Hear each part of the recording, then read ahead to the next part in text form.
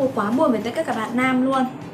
Tại sao các bạn có thể quên được ngày 20 tháng 10 cơ chứ? Các bạn không nhớ đây là ngày gì à? Đây là ngày Phụ nữ Việt Nam, Vietnamese Women's Day. May mà cô nhắc các bạn nhớ ra bây giờ còn kịp. Nhanh chóng lên ý tưởng mua hoa, mua quà, rồi làm những điều bất ngờ, những cái điều yêu thương dành cho những phụ nữ tuyệt vời nhất của cuộc đời mình nhé. Hoặc các bạn có thể thể hiện một cái tình cảm đơn giản nhất tới cô Trang cũng như tất cả các bạn nữ ở Elite bằng cách là bình luận ở phía dưới ngay một câu là Happy Vietnamese Women's Day.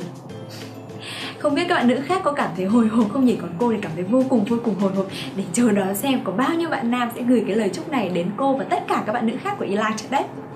Và cũng nhân một sự kiện vô cùng đặc biệt này của phái nữ thì cô muốn dành tặng video này dành cho các bạn nam thôi. Các bạn nữ đừng ghen tị nha, bởi vì trong video này thì cô Trang sẽ hướng dẫn các bạn nam 10 câu, 10 cái tip để chúng ta đưa ra những lời khen ngọt ngào nhất dành cho các bạn nữ đấy. Các bạn nam hãy chuẩn bị giấy và bút và sắn tay áo lên, sẵn sàng tinh thần để học những lời khen dành cho phái nữ nào. Đã là con gái ai cũng thích được khen là xinh đẹp. Và các bạn nam hãy nhớ là nằm lòng cái câu này nha. You are beautiful. You are beautiful. Hoặc you look pretty.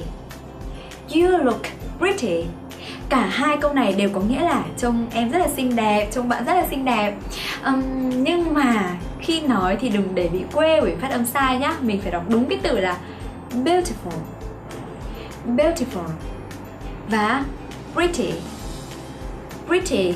Không phải là pretty nhưng mà mình hay đọc nhá. Pretty lẫn y. Pretty. Ok, nếu như chúng ta muốn nhấn mạnh hơn là trông em rất là xinh đẹp, trông bạn cực kỳ xinh đẹp, thì chúng mình làm thế nào nhỉ?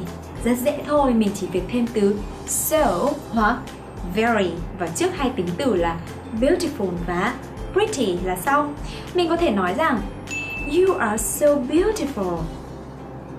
You look very pretty. Các bạn để ý không? Vì chúng mình đang khen mà, cho nên chúng mình phải nhấn nhá vào, đúng không nào? Hãy nhấn vào cái chữ so và very và cái tính từ đấy nhé. Nào, bây giờ các bạn nam hãy cùng cô tập phát âm cho chuẩn câu đấy đã. Cùng nhau nhé. You are so beautiful. You look very pretty. Ngoài hai tính từ mà chúng ta quen dùng như là beautiful, pretty, thì mình cũng có thể sử dụng một số tính từ khác như là hot, sexy và attractive. Cô sẽ cho các bạn một vài ví dụ nhé. Nói về làng mẫu của Việt Nam thì chắc chúng ta sẽ rất là quen với ba cái tên là chị Ngọc Trinh này, chị Thủy Tiên này và chị Thanh Hằng. Nếu mà ghép ba hình ảnh này với ba tính từ ở đây cô có thì các bạn sẽ ghép như thế nào? Và chúng ta hãy thử ghép và thử đặt câu nhé. Wow. Cô sẽ nối chị Ngọc Trinh với từ hot, bởi vì cô thấy chị rất là nóng bỏng. Thì cô sẽ nói rằng là Ngọc Trinh is so hot. Ngọc Trinh thì thật là nóng bỏng. Chị Thủy Tiên thì thế nào ạ? Mặc một bộ rất là sexy đúng không? Mình sẽ nói là Thủy Tiên is so sexy. Còn lại là chị Thanh Hằng có một nét đẹp rất là quyến rũ. Thanh Hằng sẽ là gì ạ? Thanh Hằng looks so attractive. Tuy nhiên, người nước ngoài thì họ lại không mấy thường xuyên sử dụng những câu như trên, mà họ thường trầm trồ nói rằng wow, you look great today. Ôi, trông em hôm nay tuyệt kinh khủng được, rất là tuyệt. Hay là you are gorgeous. You are stunning. Thì cả ba câu này, ba cái tính từ là great, gorgeous và stunning đều có nghĩa là rất tuyệt rồi. Cho nên câu này thì chúng ta không cần phải thêm chữ so vào phía trước nữa. Mình chỉ cần nói rằng you are great today là trông bạn đã rất là tuyệt hôm nay rồi. Hay you are stunning, em đẹp quá, đẹp tan chảy cả trái tim anh rồi. Hay là you are gorgeous là em đẹp, em lộng lẫy, đẹp một cách lộng lẫy luôn. Các bạn hãy cùng tập đọc với cô một trong ba từ này nhá. Thử xem nào. Mà thôi, đọc cả ba từ này đi, vì ba từ này đều rất hay đúng không nào? Con gái đều rất thích nữa. Từ đầu tiên, great. Great. Từ thứ hai, gorgeous. Gorgeous.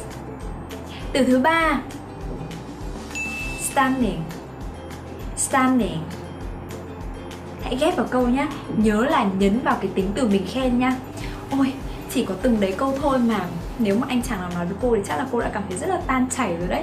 Nhưng mà các bạn biết không, với những anh chàng dẻo mỏ thì họ còn có những câu còn nghe còn thế nào nhỉ, còn ngọt ngào hơn, lãng mạn hơn rất là nhiều, mà Việt Nam mình thì hay gọi là hơi bị xến một tí. Tuy nhiên mình cũng cần học để biết nhá. Đó là gì ạ?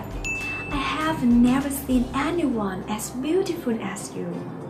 Trời ơi, anh chưa bao giờ nhìn thấy một cô gái nào xinh đẹp như em.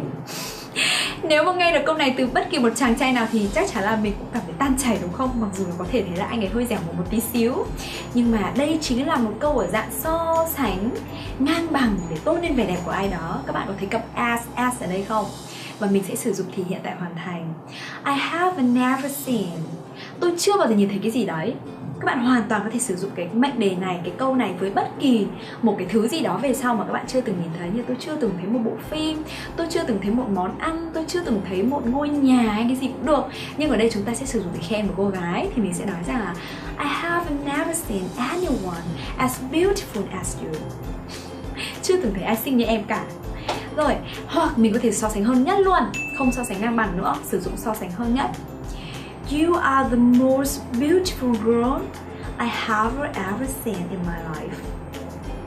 Em là cô gái xinh đẹp nhất mà anh từng gặp trong cuộc đời này. Trời ơi, câu này còn kinh khủng hơn đúng không? Là một thể so sánh tuyệt đối rồi. Và nghe được câu này chắc là mình cũng gọi là gục luôn, không còn gì để mà nói nữa. Cô biết là các bạn sẽ nói rằng ôi cái này xến lắm, chỉ bọn con gái mới làm như thế thôi, con trai chẳng ai phải nói ra miệng như vậy cả. Tuy nhiên các bạn biết không, chỉ một lời nói như vậy thôi thì cũng làm cho phái nữ vô cùng ấm lòng.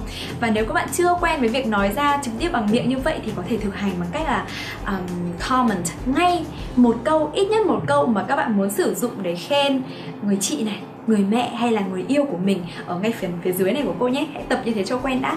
Rồi sau đó là nhớ rằng ngày 20 tháng 10 thì phải nói những lời yêu thương, có những hành động yêu thương và có những cái tình cảm, có những cái món quà dành cho những người phụ nữ quan trọng nhất của cuộc đời mình nha. Các bạn nữ ơi, các bạn đừng hậm hực nhau. Bởi vì tại sao cô Trang chỉ tặng quà cho các bạn nam trong khi đây là ngày của chúng mình? Vì đây cô sẽ có một món quà cho các bạn ngay bây giờ đây. Đây rồi. You are the apple of my eye, girls. Các bạn nữ ơi, các bạn đừng hiểu nhầm câu của cô Trang rằng là các bạn là quả táo trong mắt của cô Trang nhá. Câu này có nghĩa rằng là các bạn nữ, các bạn chính là những cái gì đẹp đẽ nhất, tuyệt vời nhất ở trong mắt của cô. Yeah, you are the apple of my eyes. Hãy nhớ câu này nhá. Và hãy luôn tự tin ở chính mình. Hãy trở thành những cô gái tỏa sáng nhất, cả về thể chất, cả về tinh thần, cả về trí tuệ nha. Chúc các bạn nữ của cô Trang sẽ có một ngày 20 tháng 10 ý nghĩa và tràn ngập yêu thương. I love you so much. Bye bye.